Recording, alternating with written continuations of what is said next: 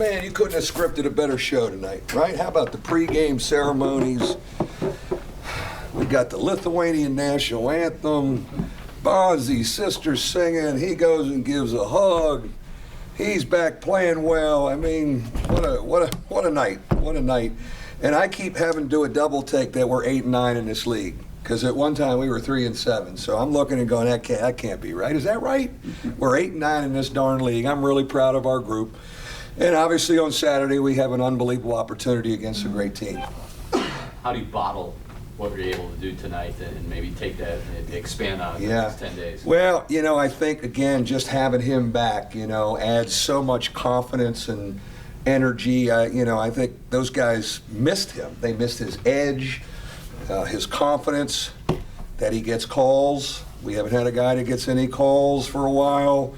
Refs are coming over and talking to him when he's sitting on the bench, so we missed him a lot. Did you think he'd be able to do what he did tonight? Yes. Did you think he'd go 12-9? Yes. I watched it. When I saw him practice Monday, we just did the half court. He was moving fine, and then yesterday went transition. He was even better, and he's unique. Really, that's really unique to be able to just get back into that and be ready to make shots. And the one thing you never lose with that guy, and it's genetic, is nose for the ball. And he made some of those plays I haven't seen in 2 months, and I'm like, oh man, did we miss that? A big offensive rebound in traffic, put back 3-point play, just the deflection with his length in the back of the zone. It's, so again, right around 20, 21 minutes was great for him, and something to build on. We'll get him a little higher in minutes on Saturday, I can guarantee you that. What were you thinking when he gets the first rebound of the game, gets the second rebound of the game, gets knocked out of his hand, and he dives for the ball? That was awesome. I mean, that really was. I mean, he's all over the floor. He has, one thing about Bonzi, when you have a guy like that has this really intense edge about him, that like competing is an addiction to him. He has not been able to compete for 2 months. I was worried about that for him with his psyche. There was nobody he could make a shot on and pound his chest or, all the stuff he does. And that's hard. So a lot of that, just seeing it in practice the last 2 days and tonight, his talk in the locker room before the game, it's like, man, he gets to go after people again. He's missed that. He is born to compete. Coach, you can see that he was hungry from the start. He set himself nice in the paint early with 8 points, and then his aggressive play. You could tell that he was ready. Well, it helped us too that they went boxing one or diamond and one on Matty, and he was able to catch right in the middle of the lane and get some easy looks and kept taking them. But again, he's always been an efficient guy in whatever it's 30 minutes or 20 minutes, and just looking at the practice stats. Monday and Tuesday was he stuffs the stat sheet again. I've not seen his, he's one. We have an efficiency system, efficiency points. He was 1 and 2 in efficiency points Monday and Tuesday again. It's like he just, again, if you let him play enough, things happen. One of those guys. Kevin Stalling said that he hopes that you have a nice run with him that it will convince some people on selection day, selection day, that you deserve to be. Yeah, well, we've got work to do. There's no question about it. But having him back will help. Obviously, the great thing about playing in this league, you say you got good news and bad news. You're in the ACC. Well, the bad news is you can lose 7 in a row in the ACC. The good news is when you need a quality win, there's one on the schedule for you on Saturday. And then we've got a bunch of them in Brooklyn, too. So that's the benefit of playing in this league. You've got a chance to get some scalps to get you back in the discussion. But the fact that, again, he's making the addition that with Bonzi. Yeah, no question. Now that makes it. Yeah, there's no question that will be part of the discussion. And I'm sure a lot of committee members watched tonight and wanted to see, and I think they see him being productive, and he'll only play more minutes. That's definitely can help us. I agree with Kevin on that. 51 rebounds is going to keep you in some games. It is going to keep us in some games, when Marty's been banging that board hard, and now you put Bonzi in there too, and we've got enough size on that front line, that we should be able to really get up on the backboard. And but again, when you have Marty and Bonds do a great job rebounding, and then maybe we can run a little bit more as we rebound an outlet with those guys. Small thing, Mike, did you just not want to put Bonzi back in Yeah. at the end in case? I thought 21 minutes was good, and he kind of wanted to go back in. I had him come sit next to me. I said, that's enough tonight. 21 minutes, that's good. And obviously the game, allowed me to do that. We had breathing room in the game, and so I just thought, in my mind, 20 minutes tonight was what I wanted to do. And I told him sitting next to me, I said, I'll get you more on Saturday. All right, be ready. What do you think Kevin got out of the last 2 months? And is he the guy that has to sort of fit back into? Yeah, the one thing I talked to those two guys about on Monday was, and the rest of our guys, is let's not watch Bonzi or let's do things to get Bonzi involved. Like, let's just play. And I said, Martin, you still need to be aggressive and attack, and you've been fabulous for us. It doesn't mean that you back up and you don't, look to score and do things. So I think they still got to play together some more. Offensively, when we had them together, when one was out, the other one was in. And tonight they were both out some. And at one of the timeouts, I said, I haven't seen you play in a while. And now I remember, we always had good spacing with one high, one low. We need to talk about that and work on that the next 2 days, with that.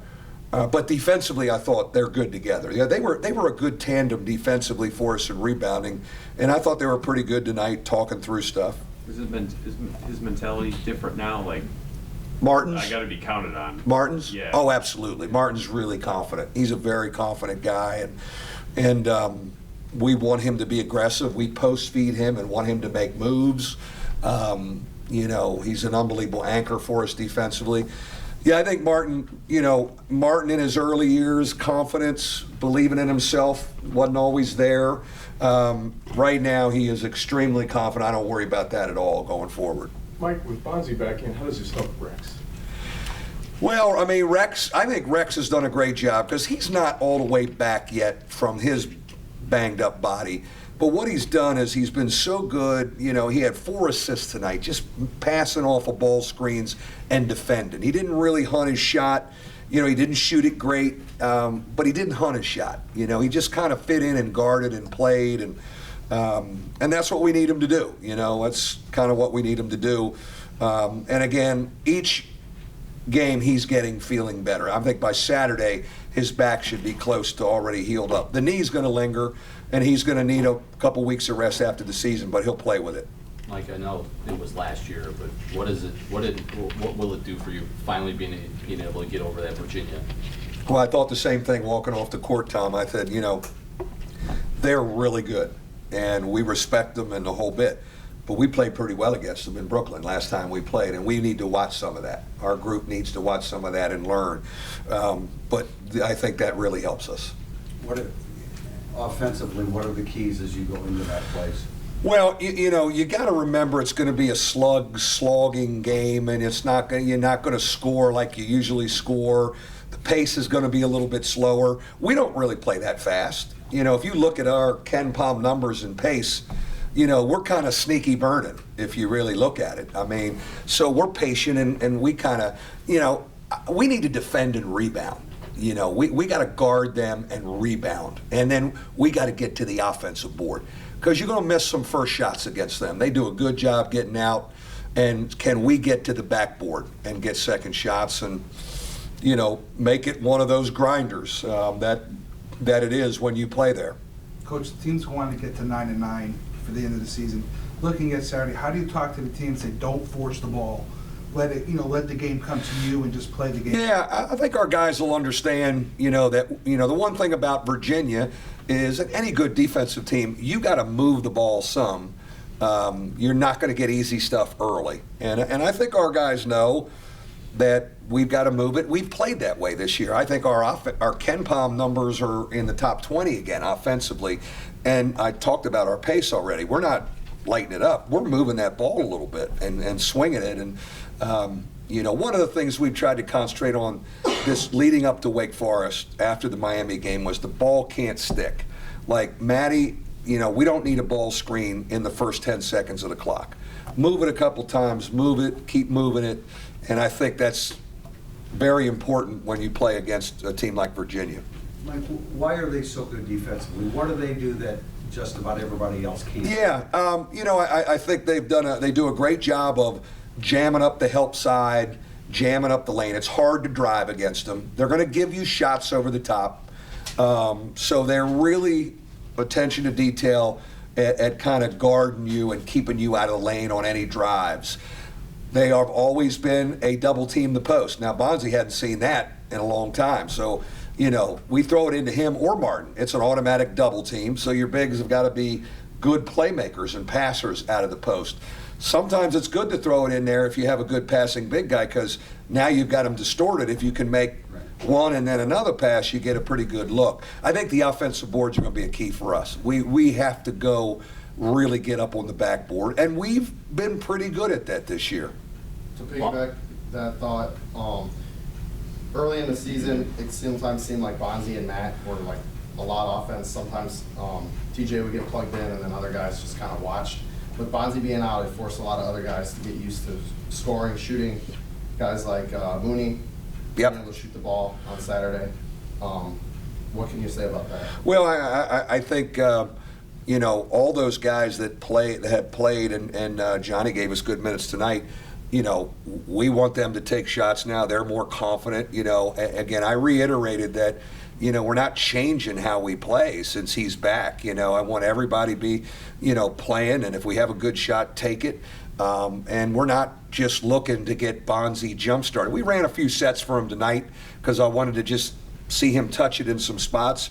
But when we're in our motion and our movement, it's everybody playing together, and it's not watching one guy play. And so I think we understand that. Long way from Sacred Heart. What's your thoughts on 400? It's a long way from Sacred Heart, isn't it? That's unbelievable. Yeah, 400. That's amazing. It really is. I'm honored, man. It took a lot longer to get to 400 than I thought. That January set me back. I am. It's unbelievable to be here that long, and we've had good runs and good players, and I'm sure when Digger retired, I'm sure he probably said many times, no one will get 394. And I bet this spring when I'm around town, I'm sitting at, having a cocktail, nobody will get over 400, and somebody will get it. Somebody always gets it. Thanks, guys. He said the other day.